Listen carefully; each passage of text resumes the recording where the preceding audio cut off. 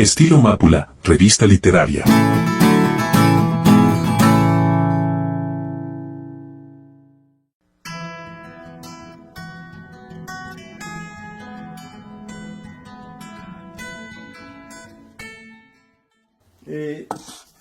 Buenos días otra vez este sábado. Estamos de fiesta en este lugar de Frecuencia Mercurio, donde nos visita la poeta, la cantante René Nevares. Buenos días, maestro. Muchísimas gracias por la invitación. Estoy muy agradecida. Y mire, hace mucho que no me entrevistan, ya ando yo entrevistando gente.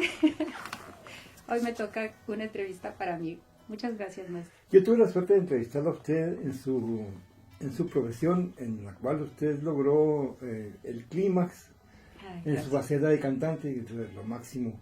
Y ahora la voy a entrevistar como poeta, ahora y como editora, porque al parecer usted ahora su profesión es la de literata más que la de cantante. ¿Cuál privilegia usted más de las dos oficios que usted tiene tan hermosamente labrados? Ay, gracias. Pues no sabría decirle exactamente si cantante, si literata, como dice usted, porque en cuanto voy a dar un concierto, me emociono tanto, ando con una campanita, cuando estoy escribiendo, cuando estoy en mi proceso creativo, estoy en una profunda interiorización, ¿no? Entonces, una cosa y la otra están en su máximo, en el puntito máximo siempre cuando voy a dedicarme a una o a otra. No podría elegir, sin embargo, una vez alguien me dijo, ¿usted es una cantante que escribe o una poeta que canta? Y yo respondí rápidamente, soy una poeta que canta. Ajá. Quiere decir que sí soy más poeta, sin embargo, la música es algo que nunca puedo sustraerme de eso. Sin embargo, su primer oficio, su primer profesión fue la de cantante. En la entrevista que tuve la suerte de hacerle para Estilo Mápula, me dijo que había iniciado su carrera a los 17 años. Sí. Incluso un año antes de que fuera legal trabajar para una niña. Sí. Y ahora para Frecuencia Mercurio nos toca entrevistarla como editora, como escritora. Sí, así es. Sí, tenía 17 años y en aquella época, en la época de los 70, 80, no existía eso de que era ilegal trabajar, porque todos los grupos musicales de aquella época, todos tenían a una jovencita, alguien pues muy pequeño, eran niñas de 15, 16, 17 años los que cantaban en los grupos, no era raro. ¿Por qué esa modalidad por qué invitar a jovencitas en vez de voces más maduras? No lo sé, no sé a qué se debía eso, ¿no? A mí me tocó, no sé a qué se debería, pero siempre hay una tendencia en las épocas, en cada época hay una tendencia. En esa época así fue. Quien sí estaba en aquella época, que no era propiamente una señora madura, ¿no? Sino era una joven señora, Adela de Arena Show. Uh-huh. Ella pues era la única que yo veía que era alguien con más edad, ¿no? Pero de ahí en fuera todas éramos muy jóvenes, las vocalistas de los grupos. Quien la viera usted con su presencia de Ángela, no sospecharía que usted es una rebelde. Para poder iniciar usted como artista, tuvo que rebelarse a su papá, según aquella entrevista. Sí. Y contra las órdenes de su papá, usted se hizo cantante del grupo Misty. No, grupo, era del Gypsy Band. Gypsy Band. ¿Cómo fue esa rebelión contra su papá? Pues mis padres son, aún viven, 86 años mi mamá y 93 años mi papá, ahí están los dos, y son personas muy sencillas. Ellos vienen de un ambiente rural, de un ambiente en el que las cosas sucedían siempre igual, una estructura de vida muy rígida. Entonces les tocó una hija muy rara que le gustaba cantar, que le gustaba escribir. Me gusta mucho dibujar. Tenía muchas inquietudes artísticas que ellos no podían entender. Entonces, pues es algo muy extraño. Cualquier artista, usted lo sabe, no puede ocultar lo que es. Si quiere escribir, escribe contra lo que sea, ¿no? Y donde sea y como sea. Y sí, ciertamente yo era muy joven, me escapaba de mi casa para poder ir a los ensayos, para poder ir a cantar en las fiestas. Mi mamá me apoyó durante un tiempo, pero ya cuando vio que era una cosa muy seria, que ya era algo que no era un resfriado, vamos, pues entonces ya no le pareció tan bien, ¿no? Pero sí fue una rebelión y no solo en ese sentido.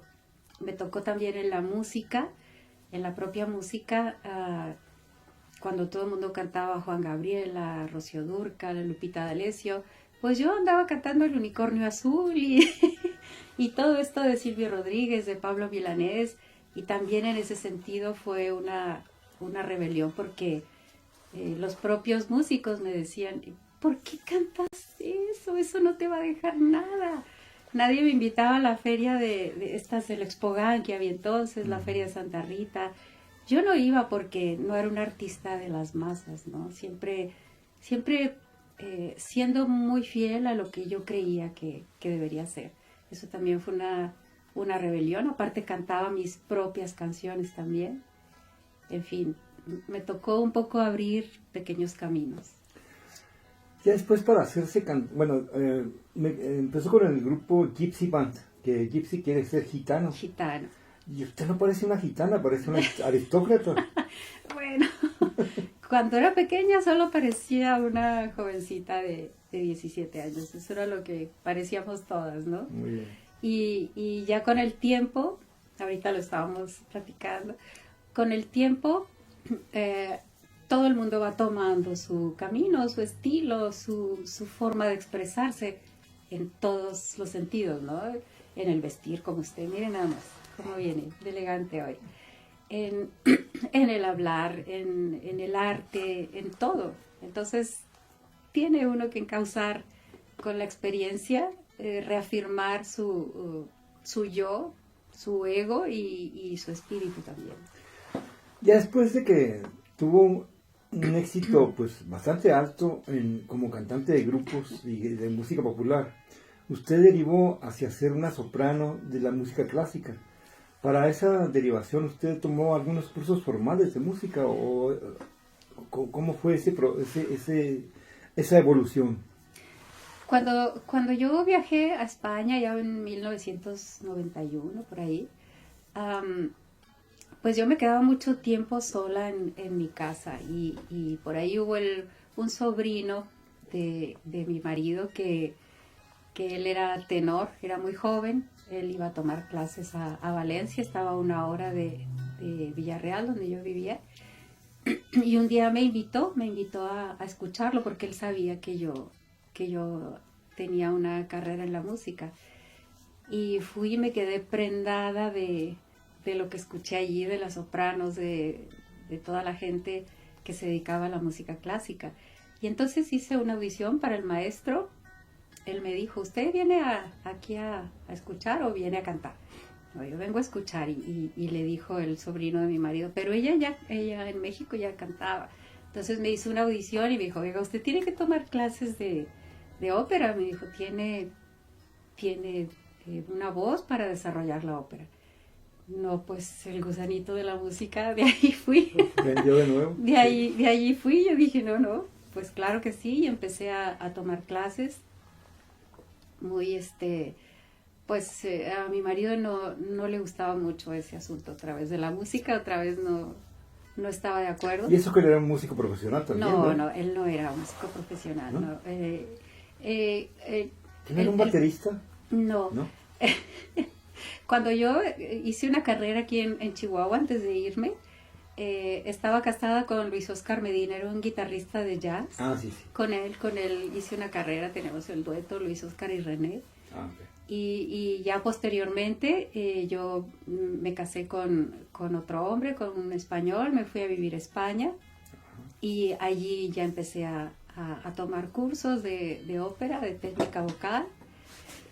Pero bueno, no, como él no estaba de acuerdo, mi marido no estaba de acuerdo, yo no podía empezar y terminar un curso, entonces lo tomaba esporádicamente, ¿no?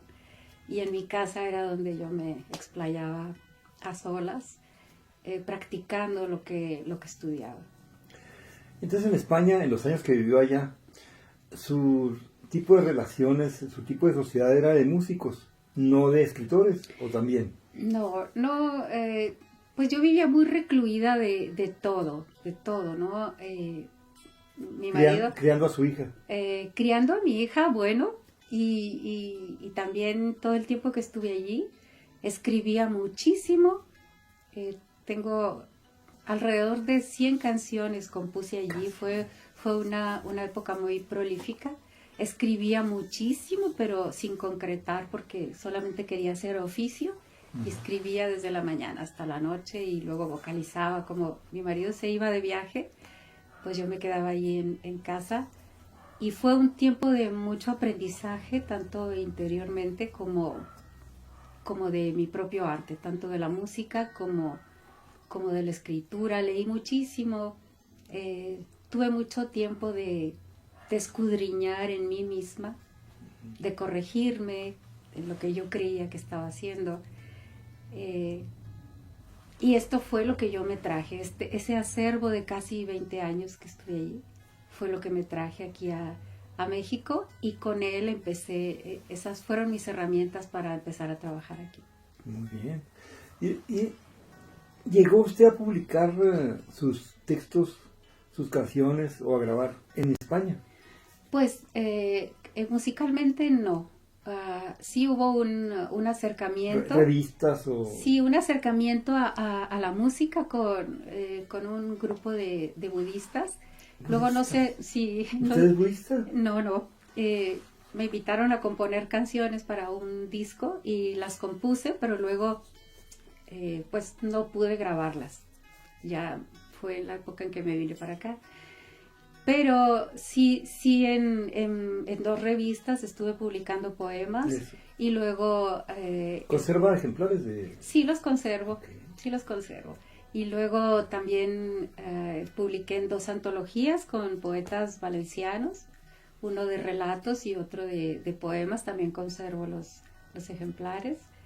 Y sí fue una época para mí de mucha creatividad, aunque no salió a la luz, más que algo muy, muy breve, pero como le dije, esto fue lo que yo me traje y con esas herramientas empecé a trabajar y a seguir aprendiendo aquí, porque no paro ahí el aprendizaje. Claro. Entonces, ¿usted está registrada como poeta valenciana? Sí, porque los primeros poemas estaban publicados ahí. ¿En revistas de allá? Sí. Entonces, su primer libro lo vino a publicar aquí ya en México. Sí, luego vine aquí y también me invitó Gisela a otra antología aquí y a partir de ahí ya la propia Gisela me dijo, ¿y por qué no publicas un libro en solitario? ¿Por qué no haces esto, lo otro? Y ya fue allí donde quise empezar a publicar y por mi cuenta publiqué el poemario Marea del Naufragio. Fue el primero que publiqué. Y hubo varias presentaciones y después de eso empecé a dar clases de canto, que no me atrevía muy bien, no sabía yo si estaba realmente capacitada, pero como los alumnos llegaron, ellos fueron los que pidieron las clases, entonces yo empecé a crecer ahí también en ese sentido. Y luego ya a seguir escribiendo, pero no para hacer oficio como ahí en España, sino para concretar ideas, ¿no? Entonces ya sí tengo varios libros ahí que todavía no han sido publicados, que siempre estoy regresando a ellos, y tengo otros que he empezado a escribir, porque no puedo parar, ¿no? Ni en la música ni en la poesía. Mira, ¿quién le diera tan tranquilita que parece? No. Soy un polvorín, como dice. ¿Se refiere a Gisela Franco, la propietaria de Vía Aurea Ediciones? Exactamente, sí. ¿Cuál es su relación profesional con Vía Aurea Ediciones? Pues no tengo ninguna relación ahora mismo. Como autora nada más. Sí, porque Gisela lo que ha hecho ha sido, por ejemplo, hice un epílogo para un libro de José Lucero y Gabriela Borunda. Sí. Hice un epílogo y luego después hice otro epílogo para Margarita Echechuri. Ella me comunicó con ellos, ahora son grandes amigos míos, hemos desarrollado una gran amistad en base al arte y eso es lo que Gisela digamos que me heredó, ¿no? Ya después ahora Gisela, pues no sabemos dónde está, no logro localizarla, no sé qué ha pasado con ella, pero pues creo que Vía Áurea sigue creciendo. También hice una presentación de un libro de un poeta español que trajo Gisela a Chihuahua. Entonces también con él tengo una muy buena relación, o sea que me ha heredado grandes amigos artistas, Gisela. Ah, pues ya. Pero ahora mismo no estamos en comunicación. Y originalmente Voces de Papel. Voces de Papel era Voces de mi Región, que era un canal de podcast. Y ahí derivaron en hacer una revista tanto digital, que es tanto digital como impresa. Cuando el dueño de la revista, Ismael Solano, me platicó el proyecto y me dijo que le iba a nombrar a usted como director editorial, dije, qué excelente director editorial va a tener de lujo, ¿no? Pero ¿por qué eso le dije a él, ¿verdad? Pero ahora se lo pregunto a usted, ¿por qué lo vas a hacer impreso? Si ahorita todos los periódicos y revistas impresas tienden a desaparecer. ¿Cuál es el motivo? Y me dijo, que te valga madre el motivo, yo lo voy a hacer. Y hasta la fecha ha sido muy, muy exitosa revista, porque es la única revista literaria impresa que existe, pues que yo sepa, en todo el estado de Chihuahua. Y se ha ido consolidando de una manera excelente. Y ha hecho una labor cultural magnífica y literaria, ¿verdad? El único reparo que yo le pongo, pero por mi edad de provecta de 70 años, que ya no alcanza uno a leer esa letrita de este tamaño. O sea, en realidad más vale que publicar la mitad de lo que dice ahí, pero que lo pudiéramos leer también los que tenemos más de 60, porque realmente estamos ya prohibidos para la revista. Pues bueno, para esos casos existe la revista digital que puede agrandarle ahí los... Uy, pero para los viejos, las revistas digitales no existen. Sí, es Simplemente verdad. no le sabe uno de cómo era todo eso. Fíjese, bueno, Voces de mi Me región... extraña porque Solano tampoco es tan jovencito, joven, ¿no? jovencito que digamos.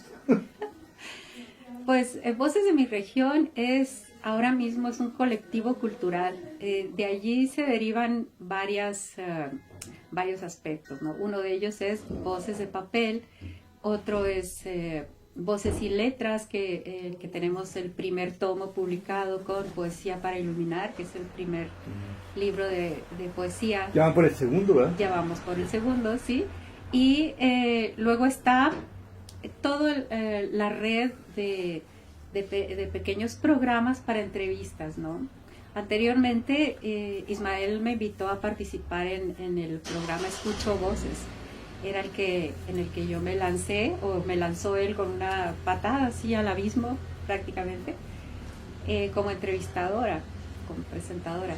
Y luego había otros programas que tenían otras presentadoras. Luego desaparecieron esos programas y ahora solamente es Voces de mi región, con esa red de programas, ¿no? Voces de Papel no parecía que iba a crecer tanto, ¿no? Yo me entusiasmé mucho con ese proyecto y lo tomé como algo muy personal, muy personal, y muchas personas no creían en él porque, pues, no sé, parecía algo más, ¿no? Como una ocurrencia y ya. Pero fue creciendo y ahora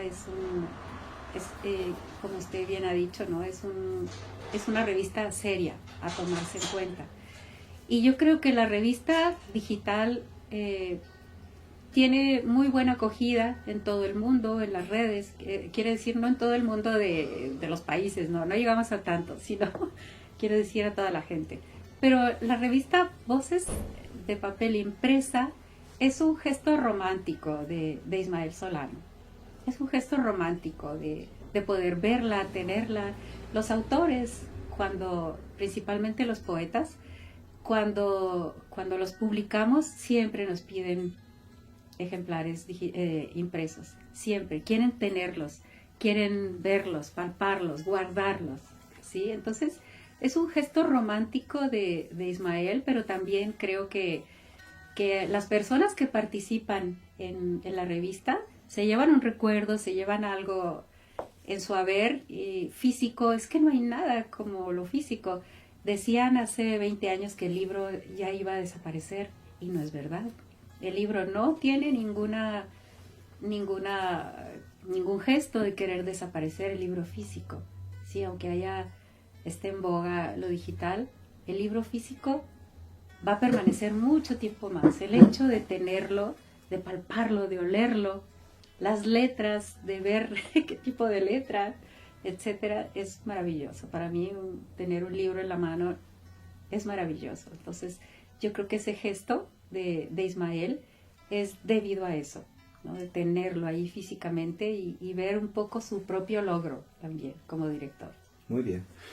Me parece muy certera el adjetivo que usted le da de que es una empresa romántica, las Voces de Tinta Impresa. Y me parece, ya lo dije ahorita, una revista muy importante en estos momentos para la literatura del estado de Chihuahua. O sea, yo soy fan de la revista. Gracias, maestro. Y es tan romántico que lo regalan, todos los ejemplares lo regalan, o sea, no le han puesto un precio. Precisamente porque ya casi no hay revistas impresas, esos objetos, quien les interesa de veras coleccionarlos y tenerlos y guardarlos y oler todo lo que usted dijo, paga por ello. Si no les ponen un precio, la gente se atiene y ya hasta considera como que es merecedor de ese regalo, que cuesta bastante ahorita imprimir, porque ya están escasas las impresiones. Los precios de las imprentas han subido, no han bajado. Así como critico con fundamento que tenga letra tan pequeña que no se pueda leer para mucha gente, no nada más para los viejos, sino para los que se quedaron ciegos por tanto ver el celular, que hay muchos. También critico, y lo critico en serio, de que lo regalen, porque se me hace que no van de acuerdo con el espíritu del comercio, del libre comercio. O sea, se me hace que regalarlo es un absurdo. Defienda una semilla en esta crítica. Sí, pues voy a ponerlo sobre la mesa en la próxima Póngalo aquí reunión. sobre la mesa en esta entrevista.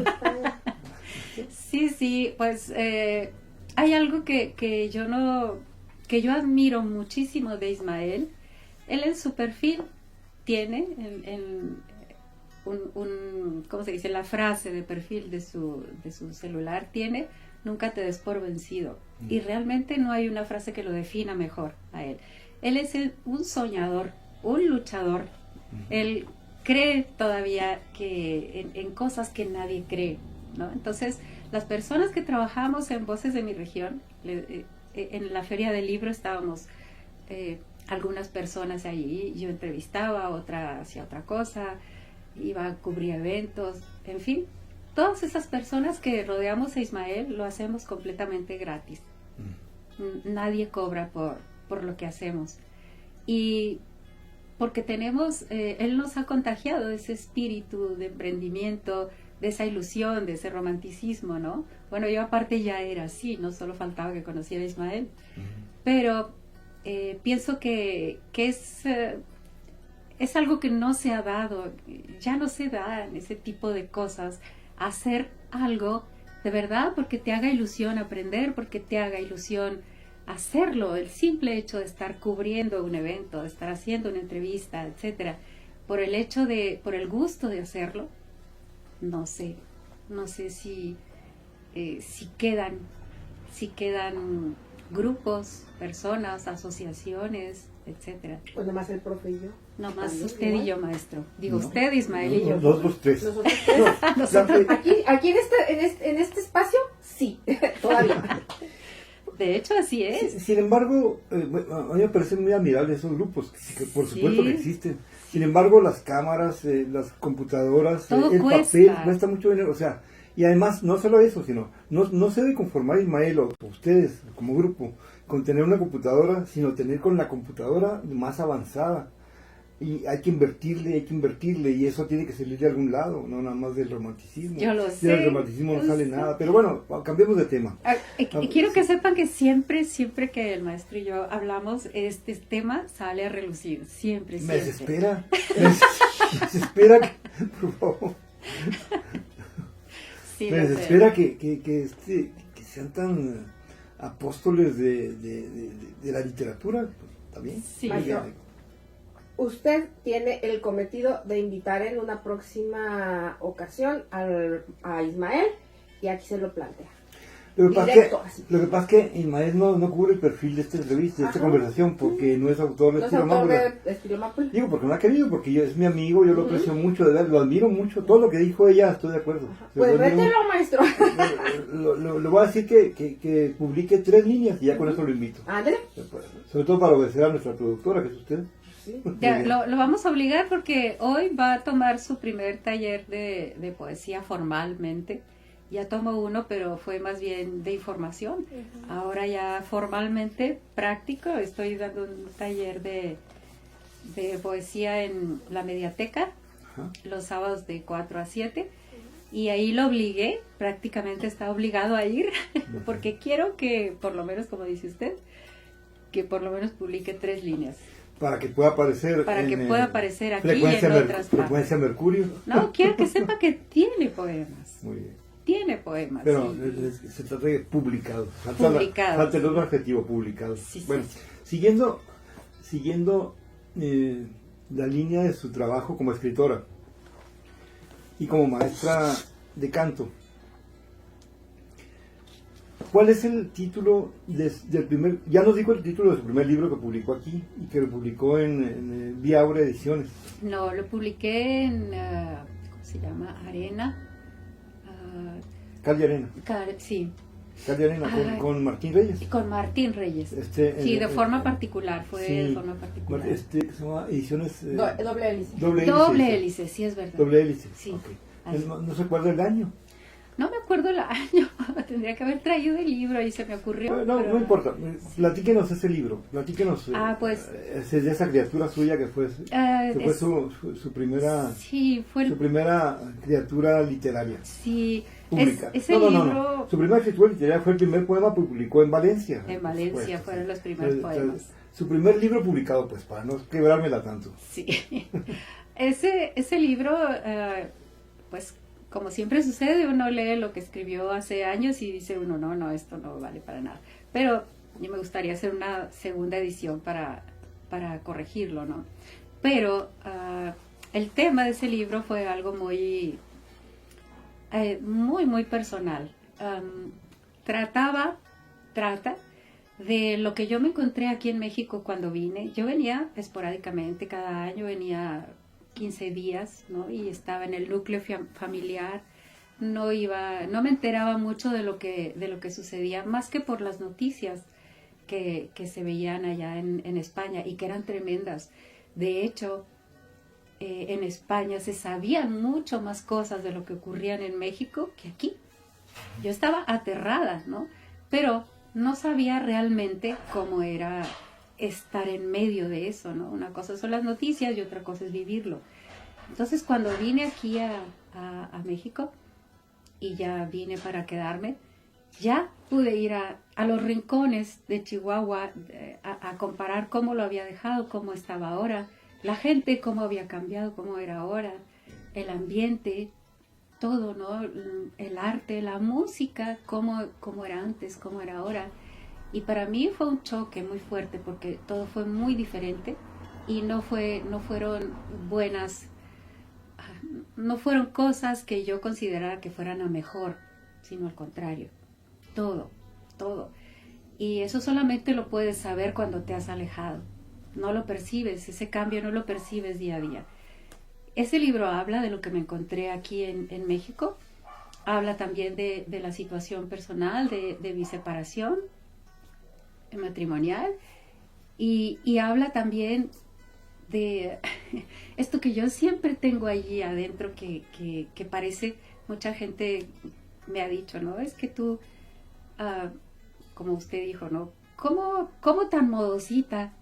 ¿Cómo tan modosita? Parece que nunca levantaras el puño, que nunca te enojaras, que no tuvieras nada en contra de nadie ni de nada, ¿no?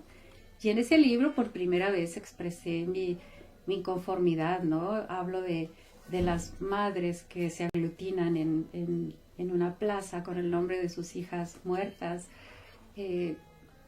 Hablo de toda esta situación de esa gente que no se ve y que está atrás, que está vigilándonos para dar el zarpazo, ¿no? A cualquier mujer que se ve indefensa y que luego no tiene nombre, luego...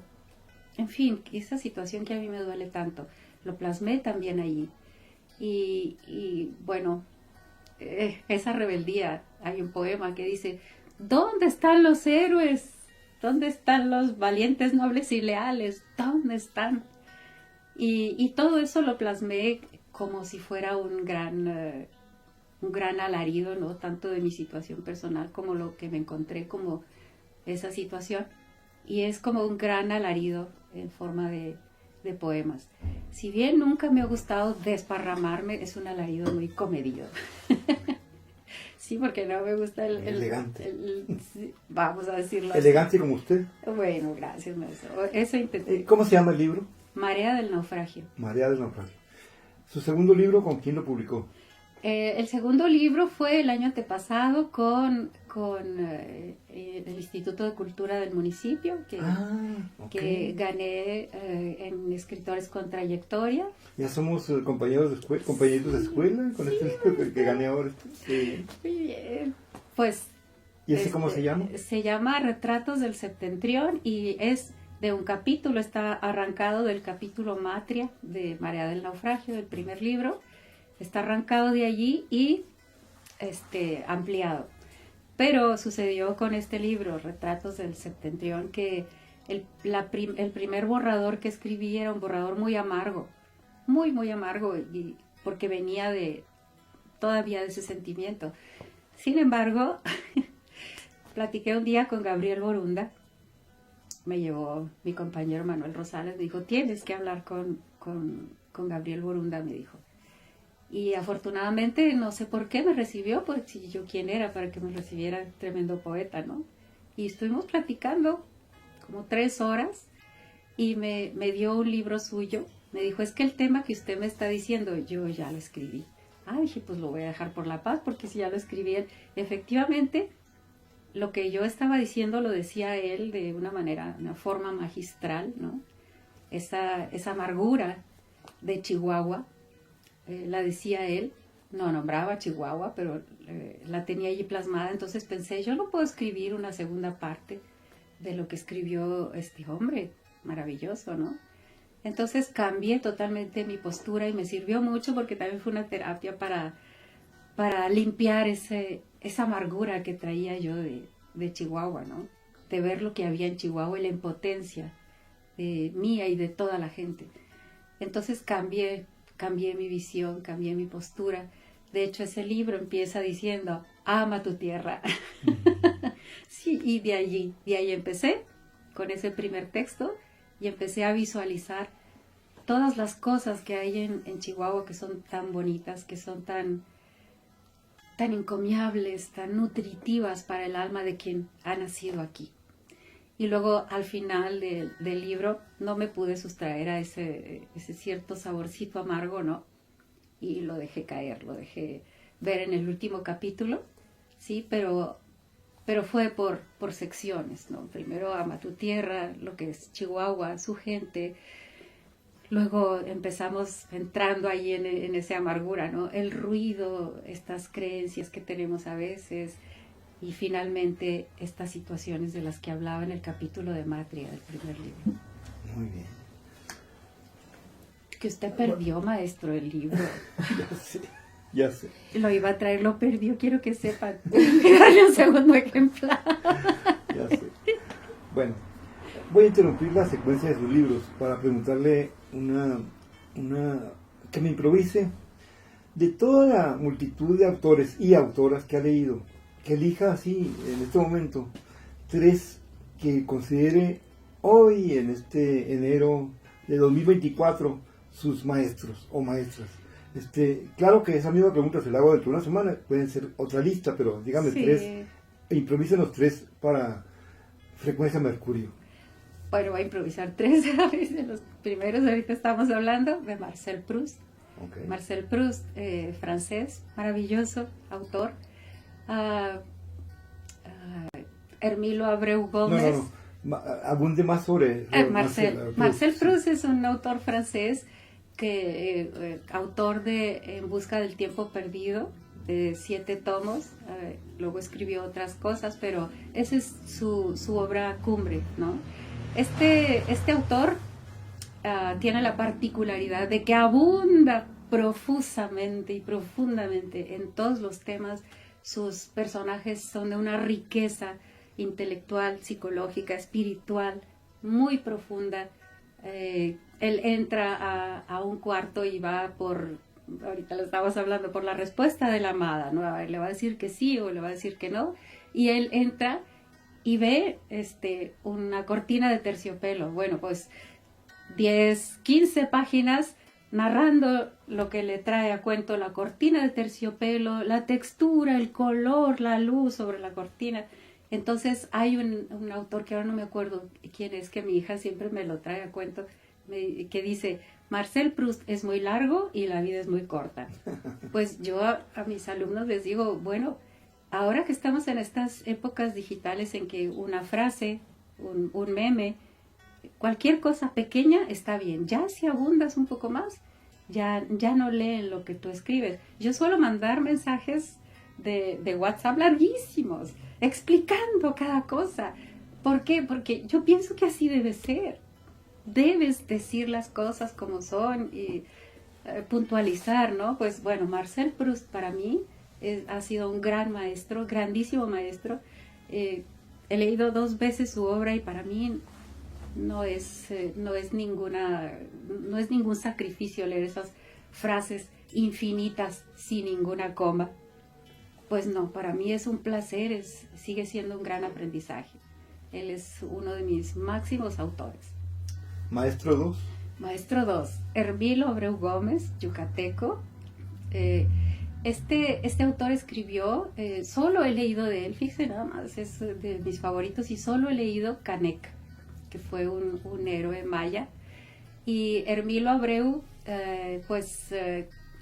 escribió esta obra que es una especie, pues un homenaje a Canek, ¿no? A este héroe maya, pero también es un homenaje a la poesía, a la prosa poética, cómo él hace de los personajes un poema de la guerra, del propio héroe. Cómo hace, es un poema, ese libro es todo un poema. Hay una frase pequeñita para que usted conozca la calidad de la melcocha de la que le estoy hablando.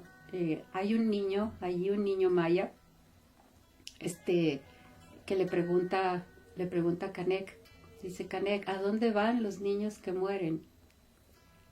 Y le responde Canek: niño Gui, los niños que mueren despiertan. Así está repleto de esas estrellas ese libro, ¿no? Se los recomiendo muchísimo. Como les digo, solo he leído ese libro de él y lo tengo ahí, lo leo y lo releo porque es alimento para mí, Canek. Y es lo contrario de Marcel Proust, él concreta. Él es más concreto, poético, concreto, sus imágenes son muy firmes, pero todas son luminosas, ¿no? Entonces me enamora ese tipo de literatura. Y luego mi héroe 3, que ese nunca lo voy a cambiar, aunque cambie otros héroes, pero ese nunca lo voy a cambiar, Julio Cortázar. Para mí es un escritor tan absolutamente prodigioso, tan amable con el lector, tan lleno de matices. Es increíble, no puedo hablar de él sin emocionarme, ¿sí? Rayuela, su obra, digamos, su obra maestra, ¿no? Es una novela escrita de dos formas. Usted puede leerla de una manera y luego él, al principio del libro, te sugiere otra forma de leerla, ¿no? Y de las dos maneras es maravillosa. La rayuela, que es como un mamaleche que le decíamos aquí, ¿no? Ese es el concepto. Los libros que más me han gustado de él, bueno, todos, pero los que más me han gustado de él son Un tal Lucas, que es una obra llena de humor y de amabilidad. Es un humor amable, es un humor gentil, ¿no? Que te hace reír quieras o no quieras, pero de una forma muy inteligente. Y luego Historias de Cronopios y de Famas, que tiene allí una especie de, ¿cómo se dice? Tiene 3 secciones de seres, porque no se puede decir que son personas, son seres, ¿no? Y son seres, y son cronopios, famas y esperanzas, y cada uno tiene sus propias características, ¿no? Mi hija dice, por ejemplo, que yo soy un cronopio, que va por la vida, ¡oh! Y va cruzando las calles y los carros, pues no importa, y la luz verde o roja, no importa, y va el cronopio cruzando la calle. Entonces es también ese tipo de enseñanza que no enseñan nada, porque le han preguntado a Cortázar, ¿y qué significa esto? ¿Qué significan las esperanzas, las famas, los cronopios? Pues no significan nada, fue algo que se me ocurrió. Pero claro que tienen un significado. Claro que allí nos vemos reflejadas las personas, ¿no? En esa clasificación nos vemos reflejadas las personas de una u otra manera, y también pienso yo que esos 3 están compilados en una sola, que todos somos a veces cronopios, a veces famas, a veces esperanzas. Sí. Pues tienen magníficos maestros y ellos tienen magnífica glosista. Sí. Una glosa, no he escuchado una glosa tan hermosa de esos 3 autores como la que me acaba usted de regalar. Si usted viniera Netflix y le dijera, háganos una novela de 200 páginas, ¿cómo sería esa novela? O sea, te damos un año y está el anticipo. ¿Cómo sería esa novela imaginaria que usted escribiría? Bueno, pues por encargo de Netflix. Yo escribiría la vida de algunas personas que conozco, de algunas personas cercanas que han sido indescifrables para mí, que han sido personas que yo todavía no termino de entender, y me gustaría terminarlas de entender, las entiendo parcialmente, terminarlas de entender por medio de la escritura, y que yo misma me dé ese entendimiento, no porque ellos me lo den a mí. Entonces me gustaría mucho escribir acerca de esas personas y ofrecer esta visión mía, que a pesar de que son personas conflictivas, duras, fuertes, incomprensibles, ¿no? Que a pesar de eso, depende de quién las mira, como en la física cuántica, ¿no? Que hay un observador y depende de lo que quiera observar o de lo que esté observando, la molécula se mueve de tal o cual manera. Me gustaría poder ofrecer mi visión de observador de forma como lo hace Cortázar, de forma gentil, pero sin omitir nada,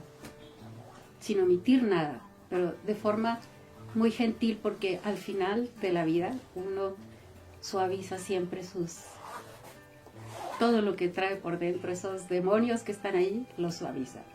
Si no los puede dominar, por lo menos los viste de rosa y les pone un moñito, ¿no? Eso es lo que yo quisiera hacer con esa novela, traer a esos seres incomprensibles que son gigantes, que aplastan, pero dar esa visión sin exculparlos. Pues a nombre de nuestra directora de Frecuencia Mercurio, Marta Cecilia Soto, ya nombre mío, en esta sección que ella nos hospeda, que se llama Conversando con autores y autoras de estilo Mápula. Le agradecemos este regalo, este encantamiento que es platicar con usted. Muchas gracias, maestro. No, al contrario, Marta, que ya tuvimos nuestra charla preliminar antes de la entrevista. Muchas gracias, maestro, a sus órdenes. Y hoy publicamos este mes de febrero un relato del maestro Chávez Marín en Voces de Papel.